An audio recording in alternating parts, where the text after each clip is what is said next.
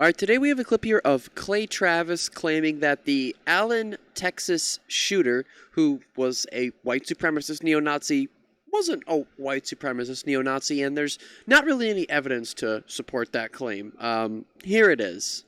Finally, Joe. Also, I apologize. The audio might sound like echoey or like just not right. The clip is that's just how his show is, I guess. It's shitty audio. Joe Biden, in an address at Howard University, said that the biggest threat, commencement address at Howard University, Joe Biden said that the biggest threat in America today was white supremacy. He really said that. He really said that. That is 1 billion% not true. That is 1 billion% not true. Well, Clay Travis is sitting over here saying that, Joe Biden at Howard University said that white supremacy is the greatest threat to America. 100%. 1,000,000% not true. Obviously not true. But, again, all you need to do is go on Google and search 2020 Homeland Threat Assessment. It's right here on the Department of Homeland Security's official website. This was when Donald Trump was president, his own Department of Homeland Security, and I have brought this up so many times on my channel, so if you're a returning viewer, you've probably seen me bring this up multiple times. Donald Trump's own Department of Homeland Security said, racial and ethnically motivated violent extremists, specifically white supremacist extremists, will remain the most persistent and lethal threat to the homeland. There it is right there. So if we're going to criticize Joe Biden, they should be criticizing Trump too, but you never hear that criticism. You never hear them say, well, Donald Trump said that too, actually. No. They're only criticizing Joe Biden when he says it because they're 100% grifters. And that's actual, tangible proof of it. But it gets worse. I'm not even sure white supremacy is in the top 100 biggest issues. He says issues. It's the word that we're using here is domestic threat. And he's saying issues, and these conservatives say, people can't pay for groceries, gas is through the roof, and we're worried about white supremacy. No, white supremacy is a problem, okay? And white supremacy is a problem that can affect, that specifically affects minority groups. And another thing, and I found an Axios article from the Allen Mall, Texas shooting, where they talk about how white supremacy is changing. White supremacist groups are changing their approach to get people that are in minorities to kind of subscribe to this ideology. Dismissing the influence of white supremacy among some Hispanics ignores how racist groups are changing to appeal to more people.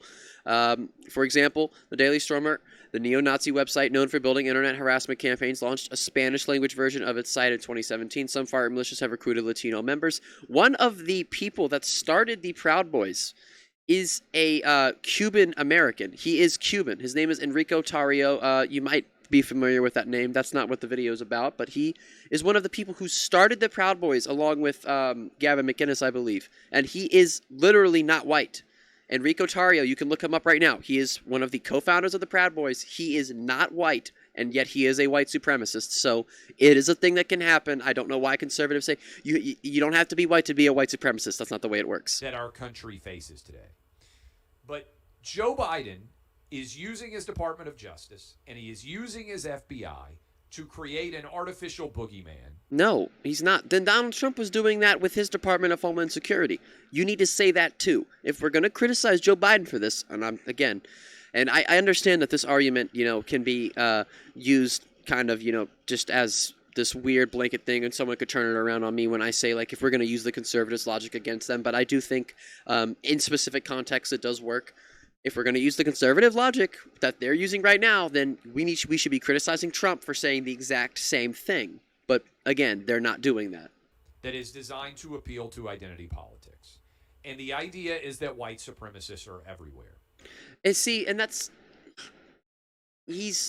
number one, he's downplaying the severity of the shooting and what the ideology that the shooter subscribed to, which I think is a huge problem. But even further than that, he's sitting there just saying that white supremacy is just identity politics. Like, it's just some thing that, the left and the Democrats wave around as some, I guess, like the conservatives saying that there's a border crisis down on the southern border. There's no border crisis on the southern border. We know that. They make it sound like there are just like terrorists just flocking into the country and just planning these whatever. I don't even know. Crazy conspiracy rabbit hole, but I'm I don't even know. There was a Hispanic white supremacist who supposedly shot up a mall in Texas. He also says supposedly shot up a mall. No, that happened. That's not supposedly. He shot the mall up. That part's not supposed at all. It's like some weird Alex Jones shit almost. He shot the mall up, buddy. That's not like who supposedly shot up the mall. No, that's what happened. No real evidence that was a white supremacist. Media ran with it like crazy. No real evidence. He says no real evidence that guy was a white supremacist, and the media ran with it like crazy. And I think, I mean, I have some really good articles here.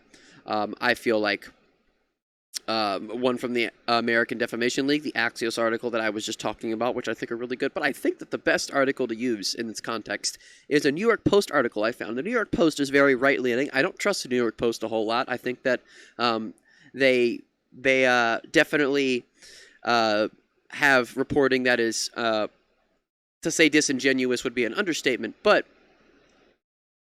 even the New York Post, Rupert Murdoch-owned New York Post, published an article that says that this guy was a white supremacist. He has a fucking Nazi tattoo and an SS tattoo. If that does not make you a fucking neo-Nazi, if that doesn't make you a white supremacist, I don't know what does. He had a fucking swastika tattooed on him. That is 1,000,000% fucking neo-Nazi white supremacist. There's no other conversation about it, okay? There's nothing else to say. If you have swastikas tattooed on you, you don't get something tattooed on you that you hate. I have seen a few stories of reformed white supremacists that still have swastika tattoos that said that they were going to get them removed, that were in the process of getting them removed. I could understand that, but no. This guy subscribed to this white supremacist ideology. Again, we all know this. This isn't something that I need to be talking about or reporting on. This was all reported on back when the shooting happened. But, I mean, again, he's just completely downplaying the severity of the shooting, in my opinion, by saying that, he's not a white supremacist. White supremacy isn't a problem. It is a problem, and, even if the shooting itself wasn't specifically motivated by his white supremacist ideology, it's still important. It's still important that we talk about these things. And again, downplaying it is just downplaying exactly what happened to these victims. And also, you're appealing to these white supremacists when you do that. So when I hear people like Clay Travis say something like that, I mean, there's only really one way that I think, and it's he's kind of subscribing to that ideology in a way, saying that it's not a real problem when, again, it is a real problem. And Rico Tario, that guy that I brought up before, he got charged. He recently pled guilty and to many charges, and got in some serious trouble for some very serious things. And I honestly don't know if I can talk about them on the channel without YouTube censoring my video. So again, I really would encourage you guys to go and look up him. But that's going to be it for the video. If you guys like the video, hit the like button, hit the subscribe button, press that little bell, and turn on all notifications so you guys never miss an upload.